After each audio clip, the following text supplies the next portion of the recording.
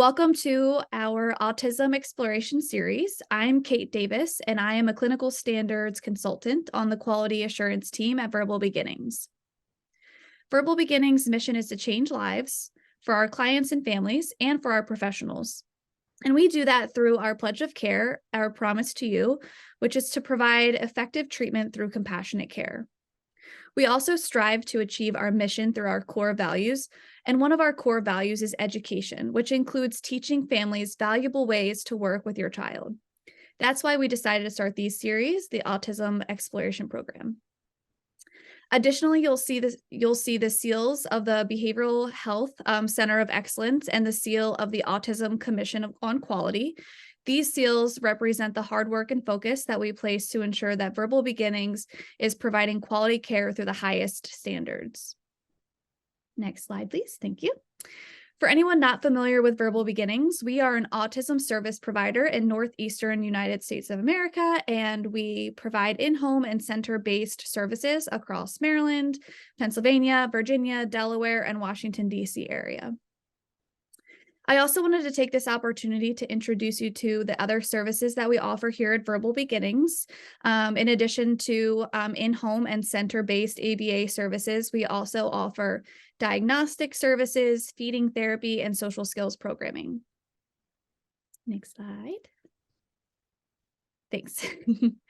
We are dedicated to providing effective treatment through compassionate care, with our stated mission of changing lives, one child at a time and one professional at a time.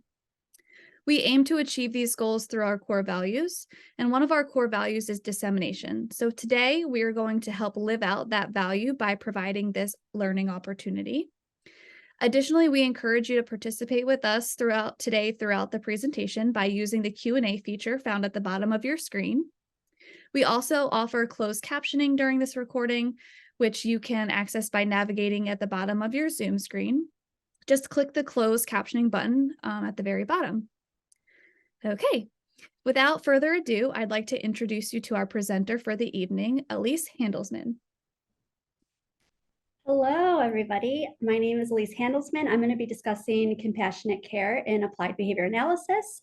And what to look out for in a clinician. I have a degree in social work, and I'm also a BCBA, and I've been working in the field since 2009, but I became a BCBA in 2018. So my former life, I was a social worker. I'm the assistant clinical director at one of our Verbal Beginning centers, and I have a passion for really incorporating trauma-informed care into my work as a BCBA. So I do want to start by saying I don't consider myself an expert in all things trauma-informed or all things pertaining to compassionate care. However, I do think it's really important to highlight the importance of this model and help parents advocate for their children in order to get the best possible care for the best possible outcomes. So I've really enjoyed immersing myself in this topic, and I hope you're able to take some things away from this to add to your toolbox as well. All right. So before we take a deep dive into compassion and empathy in the field of applied behavior analysis, otherwise known as ABA, you'll hear me say ABA a lot. I just want to review what trauma-informed care is and why it's so important. So trauma-informed care is anticipating and treating every client as if they've encountered some type of trauma and utilizing practices that avoid future re-traumatization. So trauma, it's the result of violence, abuse, neglect, discrimination, loss, or other emotionally harmful experience. So we've all probably experienced some type of traumatic event in our lifetime. The University of Buffalo, they provide us, that's where I went to grad school, they provide this very useful visual on what domains we should be considering when incorporating trauma into our work. So first and foremost, we must always ensure safety. We must provide some choice and some control to the individuals we serve. And we must collaborate with family, so that's all of you and other providers, that's essential. And we have to spend time really building trust with other clients and their families. And then lastly, we really need to prioritize empowerment and skill building of all of the individuals that we serve. To help better understand why this approach would be beneficial for the field of ABA, it's important to share a quote by the Substance Abuse and Mental Health Service Administration. They state that trauma has no boundaries, and it's an almost universal experience of people with mental and substance use disorders. I would argue of all people. The need to address trauma is increasingly viewed as an important component of effective behavioral health service delivery. As such, then trauma-informed care is something that we as board-certified behavior analysts should begin to address and incorporate into our treatment delivery. So you may be asking yourself, why do we approach every client as if they've contacted trauma? The answer is demonstrated by the research. Trauma, although it could be preventable, it is very, very common. So this slide here goes into detail about the prevalence of trauma. A study from 2018 looked at exposure to trauma and found that it was associated with higher rates of adult psychiatric disorders and poorer functional outcomes. And within this study, they claimed that by age 16, almost 31% of children were exposed to at least one traumatic event. 22% were exposed to two, and then over 14% were exposed to three or more. And that's only by age 16, the numbers were already that high. And these numbers highlight that trauma is very common, and though others want to point out that it is common, it's also preventable.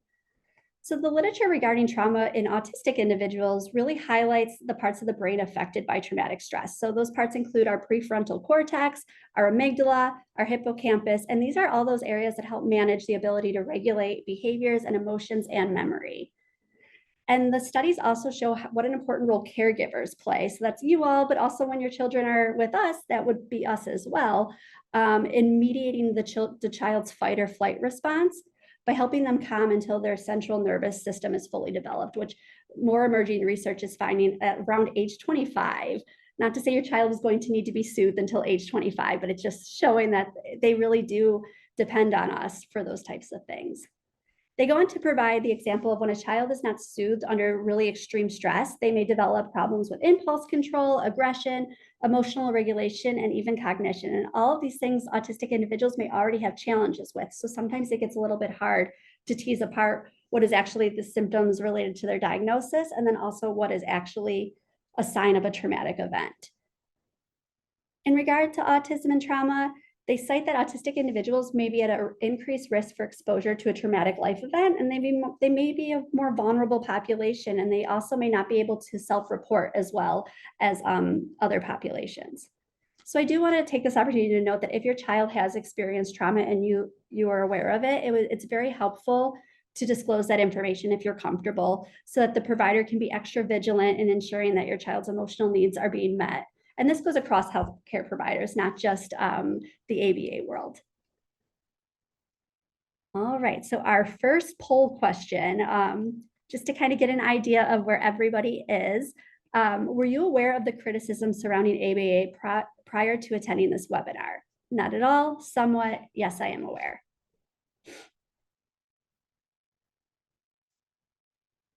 Elise, you can see the results, right? Yep, I can. Okay, lovely. I just wanted to make sure I'm doing my job. Yes, yes, yes.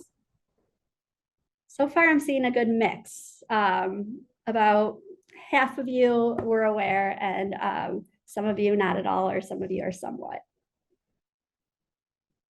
All right. So a nice little mix there. I'm going to go ahead and end that poll.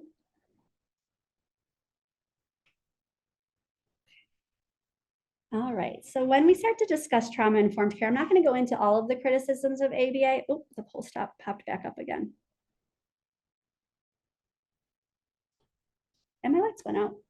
I'm not going to highlight all of the criticisms of ABA, but when discussing trauma-informed care and compassionate care, I think it's really important to include the viewpoint of somebody that's autistic. So I always include the viewpoint of this woman named Kayleen George. She's an advocate and a blogger that was diagnosed with autism. And she says that whenever ABA is criticized, she's often met with, oh, you're talking about old ABA. We haven't done that in years. This is new ABA. New ABA is different. And she points out that although a lot of changes have been made, there's still things to criticize. For example, we still look at changing behavior as the primary goal of ABA, and she states that behavior is communication. So if we're trying to change that, we might be implying that autistic behaviors are innately bad, and that we should change these behaviors just to fit that of neurotypical peers. She also mentions that we're still very largely compliance-based therapy, and that therapy is really only successful if compliance is obtained. And we regularly use terms, and she's very right about this, as such as instructional control. I don't know if you've ever heard that, but they may say, oh, we received instruction, or we have instructional control. I've tried to change my language up to be more of, we have an instructional responsive relationship based off mutual respect. We might withhold preferred items until the client does what we've asked them to do. And she uses the spouse example where she says, imagine if your spouse, your significant other, refused to talk to you, to hug you, or watch TV until you followed through with unloading the dishwasher or something that they asked you, and kind of how that might feel. She also talks about the fact that we're teaching them that their body may not be theirs. We require young children sometimes to sit at a table, and how that can maybe impact other areas depending on where they are developmentally. And also that we focus on rewards over motivation. The other thing she talks about is our intensive hours. So although our research does guide us to that 25, 35-hour range, she says that children as young as 2 are oftentimes in therapy that is equivalent to a full-time job, especially if they're going to speech or other therapies as well. And they're not often given that same luxury of free time or unstructured play. And I think that's really important things to consider as the field continues to move towards this compassionate care approach. We need to listen to the population that we previously served. All right, so the field may have come a long way. Hold on one second, I just want to make sure I'm in the right place. Yep. But they're still continuing to progress, but many agree that still more is needed. So we talked about trauma-informed care. So again, as that broad concept, it's just anticipating and treating every client as if they've encountered trauma and utilizing practices to avoid future trauma. So I've heard many clinicians and even families use trauma-informed care and compassionate care pretty interchangeably. I like to conceptualize it as trauma-informed care is kind of this overarching principle, and then compassionate care is the actual practice. So what does it mean to be a compassionate clinician? It turns out that it's not a very easy thing to define. Empathy, so that's defined as the ability to understand and acknowledge the feelings of another, but compassion really takes that empathy a step further by bringing action to that empathetic response. So you're converting empathy into an action that is aimed at alleviating another person's suffering. Sympathy, on the other hand, it really refers to that emotional reaction of pity. And compassion seems to differ from sympathy and empathy in a couple of different ways, because it seems like with compassion, there's these more psychological motivators, and it really, according to the literature, finds its basis in love, vulnerability, reciprocity, and it's actualized in the disadvantaging of oneself for the benefit of another. So that whole conceptualization was confusing to me, and I reread it several times. It actually went way more in depth than that, and it was really hard for me to grasp. So it makes sense that the research is having a hard time coming up with ways in which to measure compassion or to look at the impact of compassion. This one researcher, Sinclair, says that distinguishing between the construct of compassion and the variance of compassion and empathy has been really difficult for researchers to do. Right, so in regard to the compassionate care, where do behavior analysts stand and how does it all fit in? As BCBAs, we do follow the Behavior Analytic Code of Ethics, and it cites 4 foundational principles, which all behavior analysts should strive to embody. It looks at benefiting others. We as behavior analysts work to maximize benefit and do no harm. So it's similar to that Hippocratic oath. I don't know if I have any physicians in here today, but the Hippocratic oath that physicians will take on to do no harm. We must treat others with compassion. It's right there, dignity and respect. We must not only empathize with our clients, but also respect them as individuals. And we must behave with integrity when it comes to working with our clients and collaborating with individuals that help our clients. So this is even going beyond our families, beyond just the client, but also other professionals that work with our client. We should be behaving with integrity with them as well. And ensuring our own competence, that's a big one. We need to be aware and work within and continually evaluate the boundaries of our own competence, as well as working to continually increase our knowledge and skills related to cultural responsiveness and service delivery to diverse groups.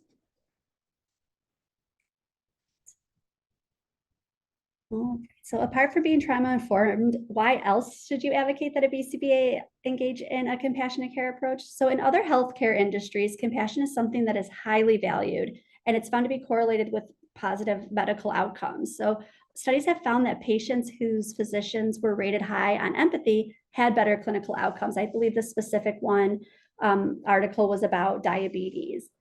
And building relationships with families and caregivers may lead to establishing an effective partnership, and therefore may lead to higher levels of family engagement, which is all that we really want, thus leading to improved clinical outcomes. So it's all related, it's all intertwined. And when something is seen as a partnership, there's these higher rates of collaboration. So we always say, like, we may get family buy-in without putting in the effort to build that relationship, but continued follow-through likely will come from a compassionate approach. Our services are not usually a one-stop shop. They are this ongoing service that can take place over, several years. And that could look like engaging the parent in conversation and active listening, listening to the parent's concerns. And this could help really identify possible barriers to follow through and really help with removal of those barriers and that conflict resolution piece.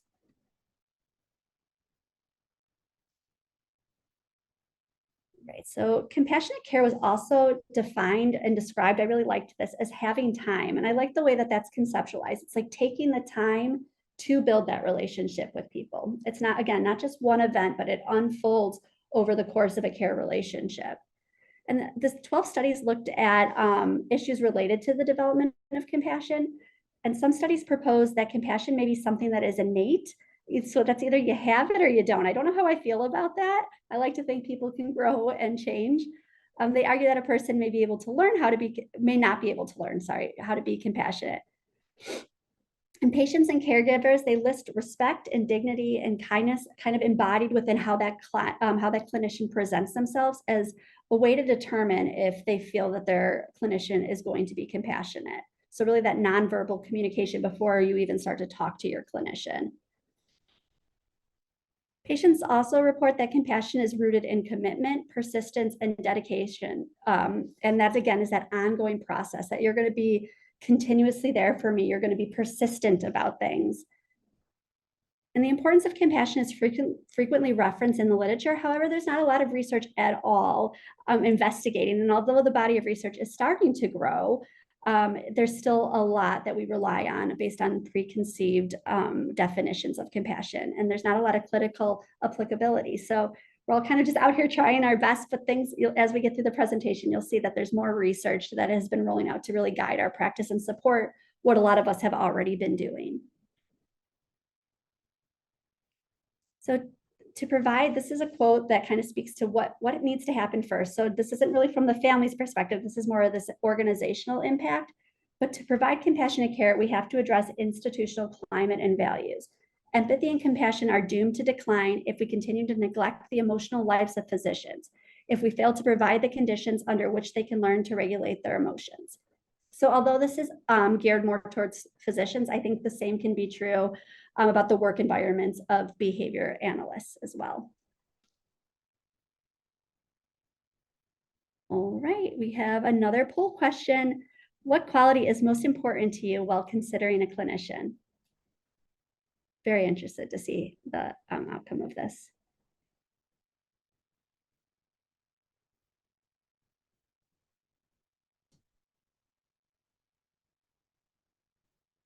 Another couple seconds. All right, we got a 50-50 split. Okay, this did not go the direction I thought it would, but that's why I was very interested to see. So some of the value is really on your years of experience, and then a few of you also, we're back to 50-50, compassion and kindness. I think I can see how both would be really, really relevant. Close that poll.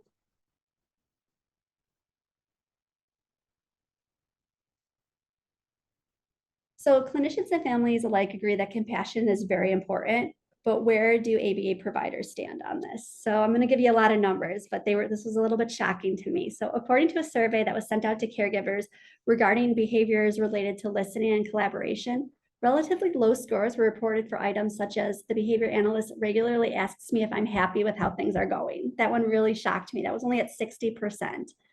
The behavior analyst compromises with me when we do not agree. That was only at 58%.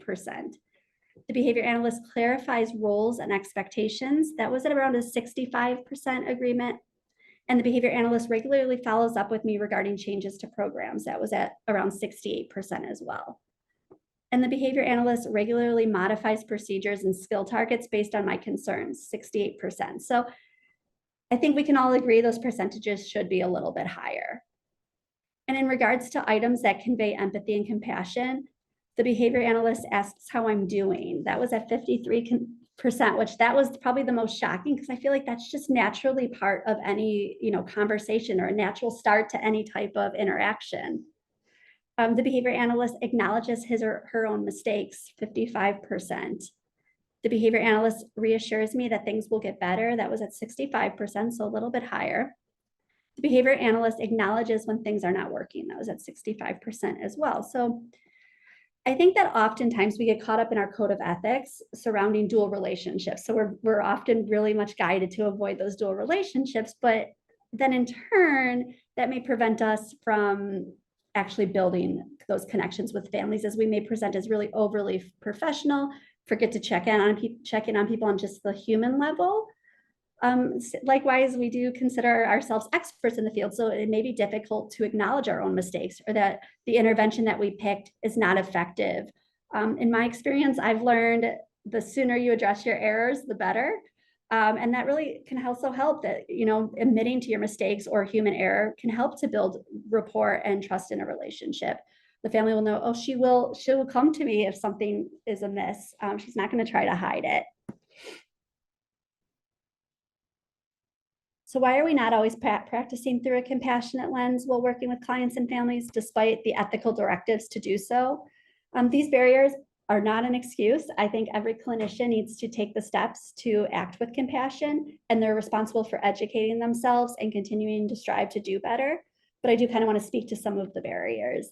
Academic programs. So academic programs in behavior analysis may not incorporate training in these skills. So students may be frequently assigned readings that don't typically address relationship skills between clients and caregivers, or they are exposed to just really highly technical training in graduate school, which can lead us to overusing jargon. And that can be off-putting to families, especially those new to autism and new to ABA. If someone's coming at you and they're using a bunch of language that you don't understand, that's going to be really overwhelming. And this could lead to families seeing us as this authoritarian or this expert, rather than this collaborative and flexible person. And funding sources, this is a good one. They may unintentionally impact the development of relationships with families, because they might restrict how often we can meet with you or what we can talk about when we meet. I think that's actually next week's parent webinar is about. But they also could provide lower reimbursement rates for family training. So that could lead behavior analysts to prioritize the more technical aspects of their job over the more relationship building portions of their job. Large caseloads, a big one as well, and time restrictions. So that may also play a role. Some clinicians may respond too quickly or interrupt you when you express concerns, or they may end meetings prematurely in order to get to their next client. Novice clinicians, so they may not fully understand just kind of the variety and the range of intensity and emotional responses that caregivers may present with, and they might just be basing all of theirs off of their previous client, and they might respond then unskillfully. And the behavior analyst may also present with this lack of awareness for their own motivation, for their own behavior response. So research, the literature gives this example. If a BCBA was to get this angry voicemail from a family and it was aversive to them, they may not return the call, or they may think to terminate services altogether. And the literature states that in this case, the behavior analyst is really missing that ability to, or their inability rather, to control their own behavior, is eliminating their opportunity to understand that family and to work through that and validate their feelings. Self-compassion was a big one. So I think this can kind of go both ways, but the clinician's level of self-compassion can also play a role in how they show compassion to others. So for behavior analysts who do not engage in self-compassion, they may have difficulty extending that to other people. They may have negative self-assessments that are disproportionate, or they might have put a lot of stake into routine clinical errors and say oh, I'm an imposter, I can't believe I'm doing this. And they kind of get caught in their own non-compassionate thought loop rather. And then other interpersonal factors are also referenced as a barrier to compassionate care, which can include stress at work or home, general burnout. We've all been there, I'm sure. Empathy, Empathy can be described as this more emotional labor. So in order to do that labor, you need that energy and resources in order to do that. All right, so skills to look for in your provider. I think this is kind of what we're all here for. Is your provider listening to you? This can look like nodding when you're talking with them, taking time to really think about what they are saying before answering them, making eye contact or asking clarifying questions to get a better understanding. Is your provider trying to get to know you and trying to get to know your unique situation, or are they kind of just checking boxes and moving on? So you should really feel like you are a part of your child's treatment team. And this can look like being asked which goals are socially valid to you. And we'll talk about social validity in a little bit. And also could look like just getting your agreement on the treatment plan, going through every goal and making sure that it's in line with your values. They should compromise with you if something is making you uncomfortable. If they put a toilet training goal and your child's 2.5 and you don't feel that they're there, then the behavior analyst should honor those types of things and compromise. They should take steps to understand your family's culture. That's really essential to the role as a BCBA. It's not feasible that they're going to be able to fully immerse themselves in your culture or educate themselves on everything, but they should really ask you what's important to your family. They should ask you customs that you want them to take into consider, or that you want us to take into consideration, especially if your child's going to be going to a center. They should be having those conversations. I think being kind, it just goes without saying. You should feel that your child is working with a clinician who has their best interest in mind, and they demonstrate passion for their role. They should be able to speak fluently to what they're doing as well. And going along the lines of active listening, providers should be asking a ton of questions in order to get this full understanding of what may be impacting therapy. You should feel like you could be completely transparent with your child's BCBA, as trust should be established. Avoiding technical jargon. I think this is hard for all of us. And a lot of our academic programs, again, really emphasize those technical terms and language. So we spend so much time learning them that we want to use them. But again, that can make us unapproachable. And we should be making strides to make things digestible and approachable for you all. And if your BCBA is using jargon that you're unfamiliar with, tell them that you'd like things in layman's terms. But if you're comfortable with it and you prefer them, let them know that as well, because some families do prefer to use that terminology. They should definitely be adapting how they're communicating with you to your style and your learning needs. And then caring for the entire family, that's a huge, huge one for me. We should be considering the entire family unit, especially those living in the home, as our client when it comes to programming. If it's important to your family that siblings be incorporated into treatment, then the BCBA should make strides to make that happen, and they should honor that if feasible.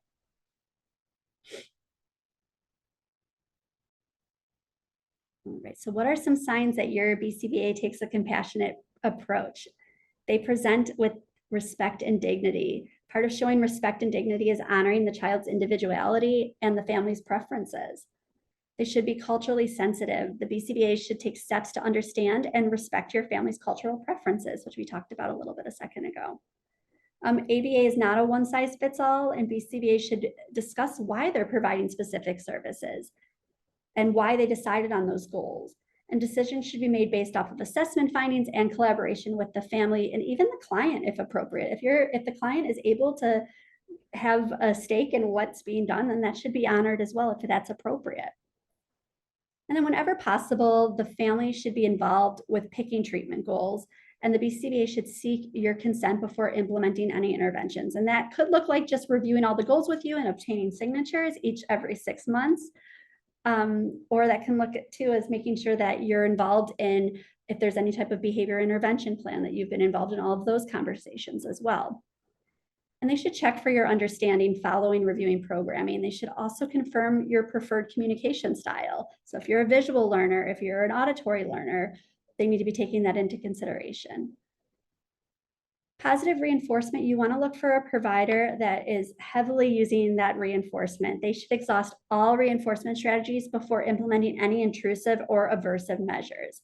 And if an intrusive measure is introduced, information should be provided regarding that decision and why that decision-making process happened. And we'll talk about a risk-benefit analysis in a couple of minutes. So we can talk a little bit about how that's done.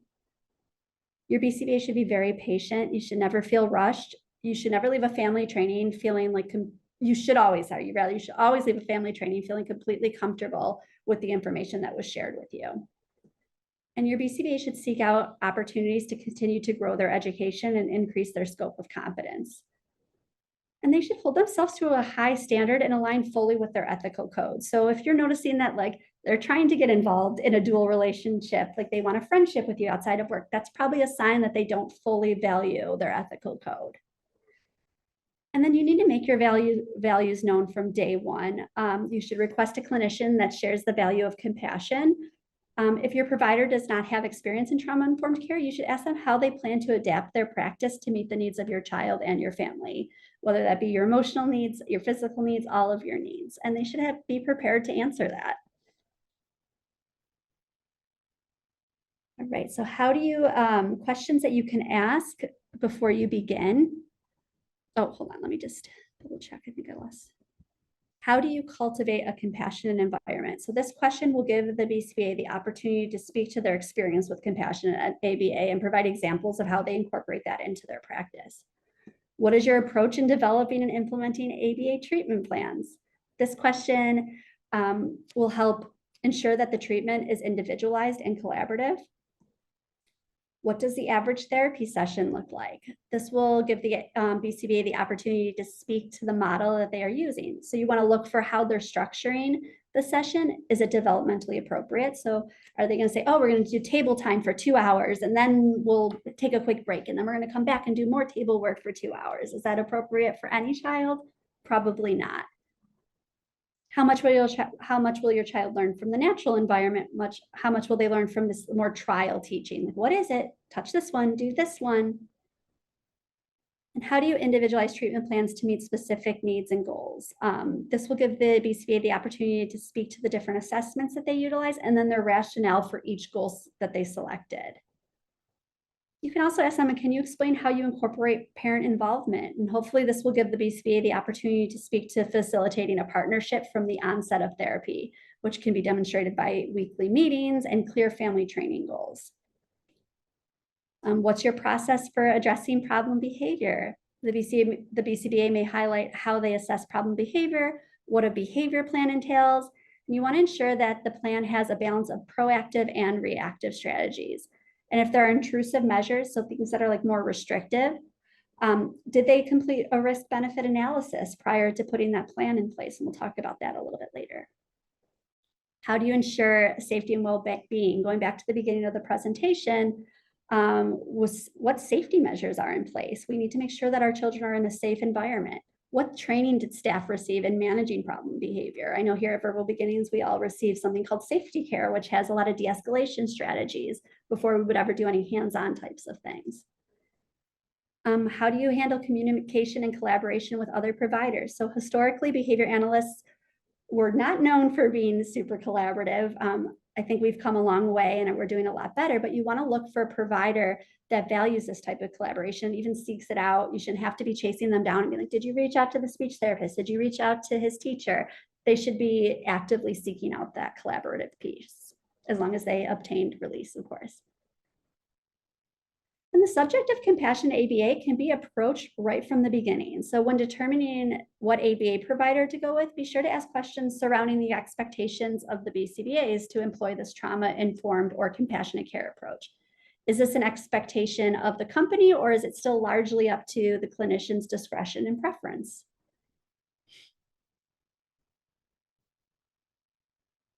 So again, your child's BCBA should be making ABA approachable for you. They should provide this clear understanding of the foundations of ABA. So I know here at Verbal Beginnings, we will break ABA down into very small steps. And during our family trainings, we will teach those different concepts to you.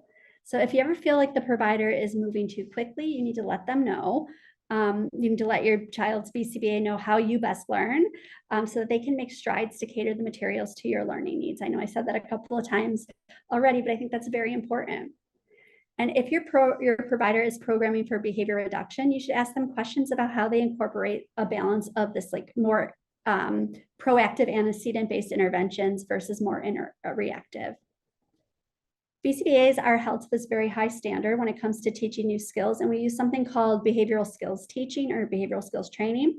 And that means that you should not just be giving you a rundown. They shouldn't just be saying, all right, go home and try the Manning protocol I just talked to you about for 5 minutes. They should be very clear about what they expect from you. They should provide you with an actual protocol. So always feel free to ask, can I have a protocol that is easy to follow and really thorough? And they should model this program for you and then have you practice. And they should be giving you feedback throughout until you feel comfortable running that protocol alone at home. So one of the dimensions of ABA is that it's technical. And that means that anyone should be able to pick up a protocol and be able to implement it with high levels of integrity. And if you're not getting this type of training from your child's BCBA, that's the type of training you should be advocating for. Again, that's called that, we call it BST, but behavioral skills teaching. And then for all my visual learners, this is actually right here. Maybe I did it on purpose. Oh, you can't see, there it is. I can't hold it too close, but all right, there's a picture right there. But for all my visual learners here today, it's a very good guidebook that makes ABA very digestible and user-friendly. And it also emphasizes the importance of compassionate care. So it's ABA visualized, and it just goes through basically anything you need to know, especially during that first 6 months of treatment. So if you already have a kiddo in ABA services, or if you're awaiting ABA services, I highly recommend this book. They also make, this one's the guidebook, but they make a workbook as well.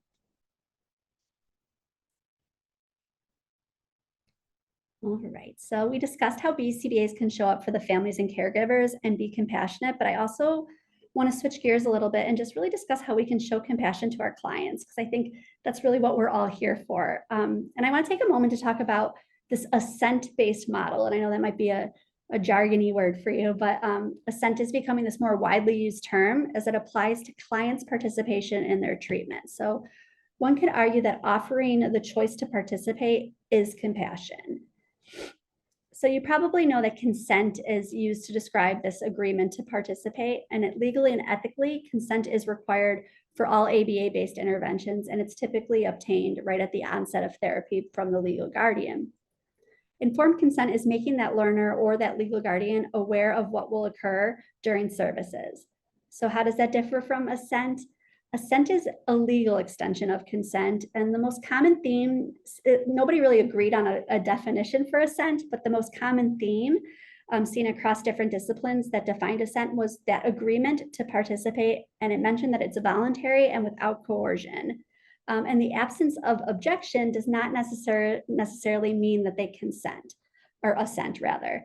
And similar to consent, assent can be withdrawn at any time, and that's actually known as dissent. And this process of assent is dynamic and it's ongoing. And it's a way to really deliver services in which you actively seek to obtain learner participation. And I want to highlight the relationship as well between assent and human rights. Assent is a human right that it's typically afforded to those deemed competent by culture and by society. And people with intellectual or other disabilities may be assumed to be incapable of providing and withdrawing assent. And that's not necessarily true. The ethics code for behavior analysts offers specific practice outlines for assent and dignity. They are required to involve clients and relevant stakeholders, so that's family members typically, throughout the service relationship, obtain informed consent and assent when applicable, and act in the best interest of the learners and take appropriate steps to support learners' rights, maximize benefits, and again, do no harm. Sorry, my lights keep going off, so you're going to watch me do this little weird dance. There it goes. So topographies of assent, that can be as simple as answering yes or a functionally equivalent response. So maybe nodding their head yes, or touching start or reaching for the materials to indicate that they're ready to engage in that program. Answering no might look simply as saying no, stop, or a similar phrase, or even problem behavior. Problem behavior is probably a good sign that the client does not want to engage in that activity. If there's assent withdrawal, what can be done? So here are some recommendations for providers, but we should maybe not represent that same condition, or we should represent it later and move on to something that might be more highly preferred. We should design interventions to already make them engaging. We should already plan for assent as we're designing our interventions. They should be fun, exciting, and rewarding as possible, and they should be developmentally appropriate to our kiddos. It shouldn't feel very incredibly hard for our kiddos to do well in our programming. And then if a child is engaging in that dissent, or they're saying they don't want to participate, or they're showing us they don't want to participate, we should be asking ourselves if it's possible to even collect usable data from this while still upholding our ethical principle of respect for persons?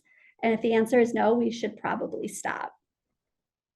Distress should continuously be monitored in this ongoing matter, and we should really seek to reduce distress whenever possible.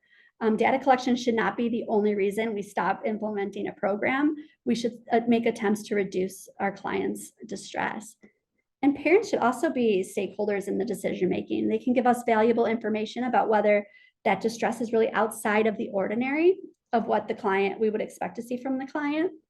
So like if it's just whining and they whine every time you ask them to do something, maybe we can continue to kind of push through. But if it's this tantrum that's resulting in, head banging or things like that that are outside of the norm, we need to likely back off.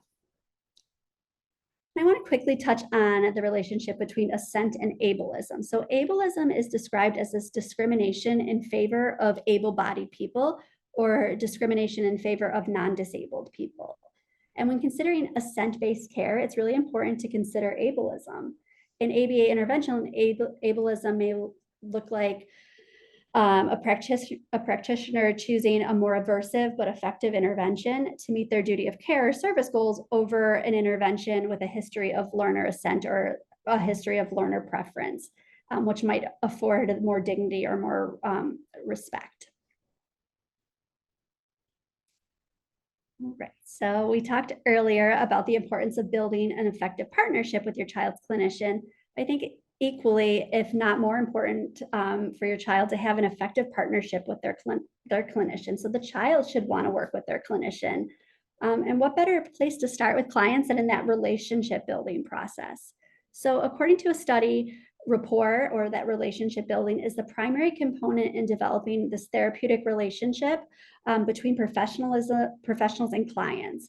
And really that's that pairing process that you may be familiar with, you may not. And the pairing process is really essential. Pairing needs to be this ongoing and active. It should be all active at all times. It shouldn't just be this 2-3 day, maybe 1 week period at the beginning of therapy. It should be ongoing. There's little evidence of rapport building as a treatment component, but I think we all just kind of naturally do it because it has such beneficial results. And there are numerous skills identified that are associated with pairing or relationship building. So being close to your client, even if they just prefer to engage in stereotypy, we can still be there and be their audience and stay within arm's length of them. If they prefer to play alone, that's great. We can still be there providing praise, behavior-specific praise for appropriate play skills, like awesome job turning that page. And it should be varied and it should be genuine. We shouldn't sound robotic. Good job, great job. We should vary it. And a lot of therapists at my center, they'll reference this document. I'm pretty sure it's called 100 Ways to Praise, which allows them to provide this wide range of social praise. And it allows us to assess which praise is more impactful. We should be repeating the vocalizations that clients make. If they have a dog toy and they're saying woof, woof, we should be coming in and saying woof, woof. We should be imitating their play. If the kid wants to just put the car down the ramp, we should be there doing that with them. And we should be giving them during the pairing process tons of freebies. So we shouldn't be putting too many demands on them, giving them toy. If they are playing with cars, we're handing them more cars. We're labeling what we're handing them. Historically, pairing was referred to as this time where few demands are placed and it's very much child-led. And as we move towards assent-based care, the process of continued relationship building with our clients will allow us to go back and forth between pairing and doing some work. So it's not like just you pair and then you stop. You can go back like, okay, now let's just go play. And let's go work on this skill. Well, we're still kind of playing.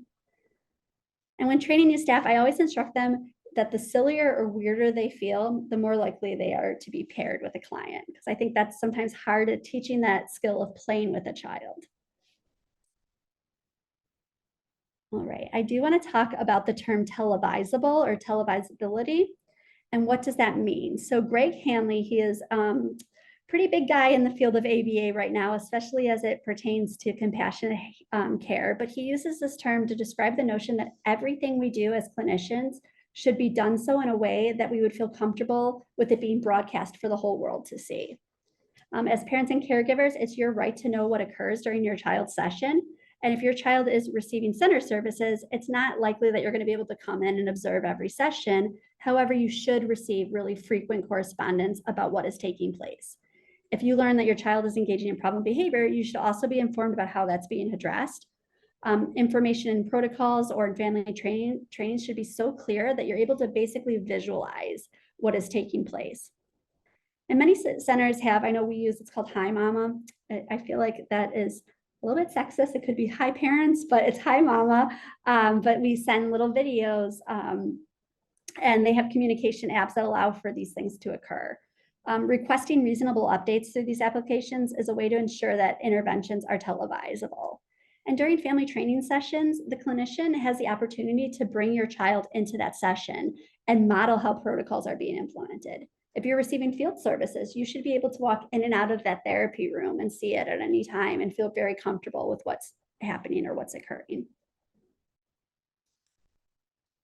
All right, so we don't have time to go into all of the ABA interventions that are not necessarily trauma informed or might be considered more like intrusive intervention. But as the ABA field is changing, our body of research is also expanding. And I want to take a look at one of the most widely used and most heavily criticized procedures in ABA, and that's called extinction. And that's a procedure most seasoned BCBAs have utilized. And I'm not saying there's not a time or place for it, but should it be our first course of action? I think that's kind of what we need to consider. And extinction is basically the termination of reinforcement for previously reinforced responses. So if a child engages in problem behavior to get our attention, we may then stop giving them attention and just use what's called the planned ignoring. Or if a child is engaging in problem behavior to escape a demand, then we would continue to follow through with that demand. So even if that means, we're prompting the client through that demand. So we know that it's not without limitations. There's often that physical guidance component to it, especially as it pertains to behaviors that are escaped and demand, or an activity that we would often see extinction bursts, which is this temporary increase in behavior, which is often coupled with emotional distress. So we know compassion can be viewed as an action aimed at alleviating distress. Therefore, looking at this practice gives behavior analysts the opportunity to take action to decrease learner distress, which is really what that's all about. So there's a study, it's by Tarbax, and he recognized that extinction is a procedure that may be less preferred by stakeholders, and really evaluated modifications to extinction that included emotional validation. So they coined the term kind extinction. I absolutely love it. They examined 4 children with autism and described kind extinction as breaking the contingency between the target behavior and access to what it is that they want, whether that's escape or tangibles, by providing this immediate positive attention and validation. So it's important to note that this is not the reinforcer. So if the child was engaging in something for this positive attention, they likely wouldn't implement this.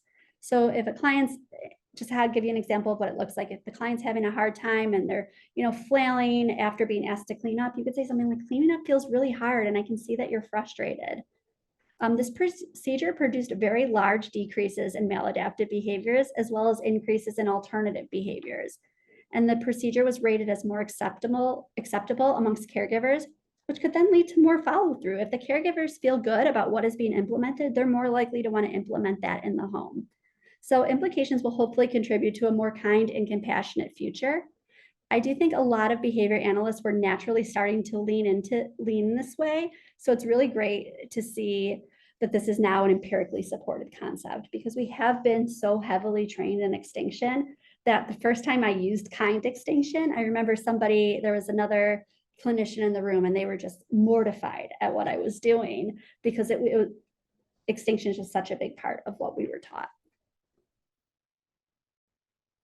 And then I just want to take a quick moment to touch on Greg Hanley, who I talked about earlier. He wrote a paper called Towards Effective and Preferred Programming. And basically this provides us with objective evidence of child choices and preferences. So they used preferences for behavior change procedures were measured by using colored poster board to signal which treatment was available. And then the child was taught to select their preferred treatment. And this process was completed until the child continuously selected that same treatment.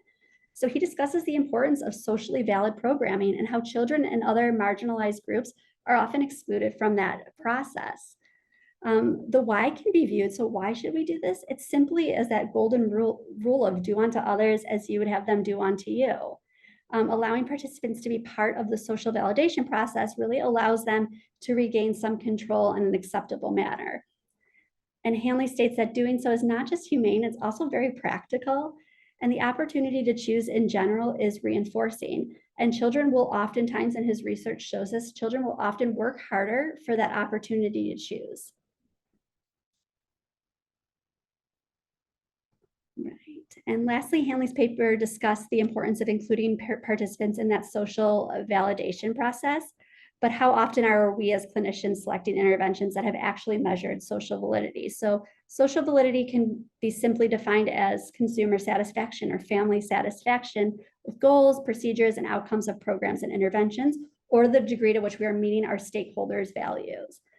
There was a review of 128 articles that found that only 26.7% of articles cited direct evidence of social validity. And when behavior analysts select interventions, we're typically contacting the research. So according to that sample size, only 26.7% directly measure customer satisfaction. So I'm hoping that as the research pool grows, with that, we see that number grow, or that become more of the expectation of what needs to happen in our research. All right, so we spent some time discussing how compassionate ABA should look, but I want to make sure I discuss the need to sometimes rely on those more intrusive measures, especially as it pertains to more severe problem behaviors or even dangerous behaviors. So part of being a compassionate provider is recognizing that individualization is very much needed. So for example, you may have a client that engages in these dangerous forms of stereotypy, or a client that needs to be toilet trained in order to attend school. They might be, well beyond school age at this point, or a client that needs to be, or a client that has more dangerous, aggressive types of behaviors. And you may have a client that requires like an intensive feeding therapy in order to consume enough food or nutrients to sustain them. So here's an example of a risk-benefit analysis template from Bailey and Birch, which is also our Code of Ethics authors. And the template allows the clinician, in collaboration with the family and possibly their supervisor, to describe a situation and report on anticipated risks and benefits and analyze both of those in depth in order to determine a decision. So this is something you should do in conjunction with your provider. They should be involving you in this decision-making process. And if there are restrictive components to any treatment plan, this should be conducted in collaboration with the family to help guide decision-making. So again, you should feel like you are very much a part of that team. All right, and I always like to include this as one of my final slides, but with such high prevalence and such high stakes, the time is now. So I always include this Maya Angelou quote of, do the best you can until you know better, and then when you know better, you do better. All right, we have a couple of minutes if there's any questions or comments. Thank you all so much for coming. Again, this is something that I really enjoy talking about. I'm so happy to stay on for any questions or comments. Go ahead and open the Q&A.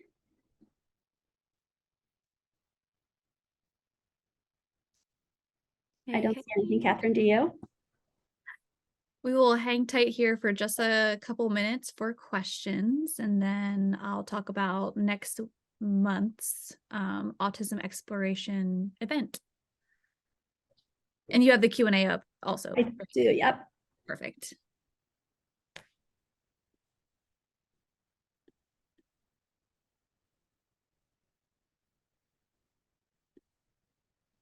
Love the Maya Angelou quote, by the way.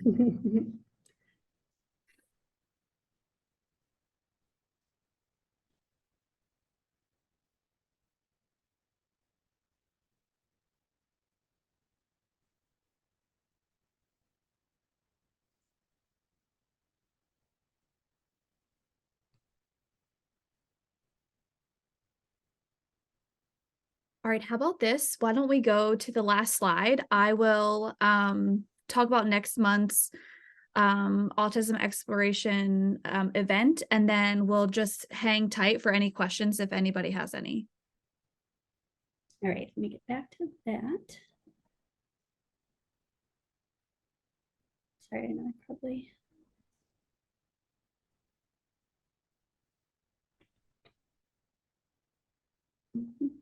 Here is my references if anybody would like them. On there for a second.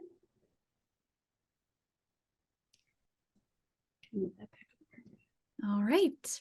So next month, we will have our next autism exploration event. It will be presented by Rebecca Womack, and she is our VP of Quality Assurance. Yep.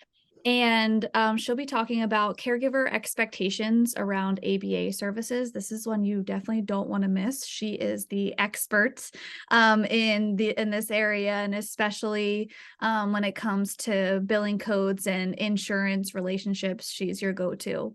It'll start at 5 o'clock Eastern time. So I hope all of you can join. Oh, it looks like we just got a Q question. So we're just getting into this program. So my only question right now.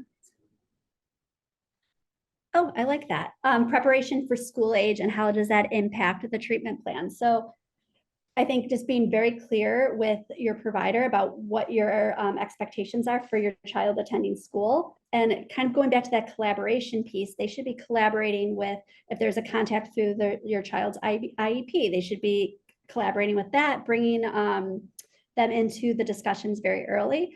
But also your provider should have the resources to provide you with, to kind of walk you through that IEP process.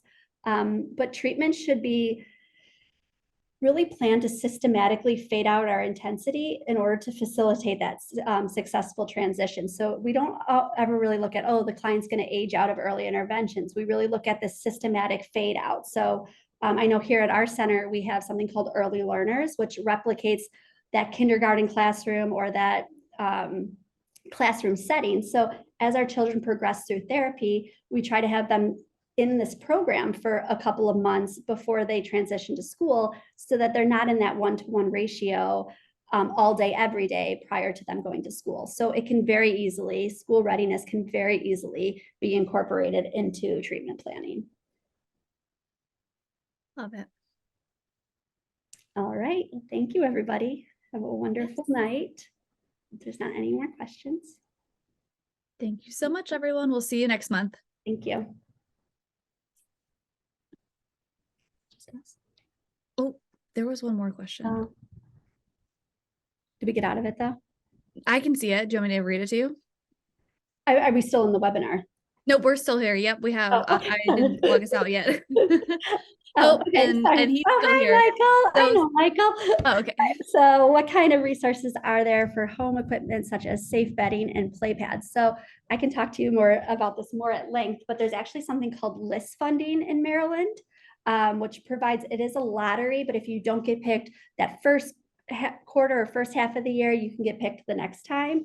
And that stands for Low Intensity Support Services, LISS funding, and they'll give you up to $2,000 a year, a fiscal year, in order to buy exactly that, that equipment or that safe bedding or play pads. So they'll do fences. If your child happens to elope from the property, they'll do special locks and things like that.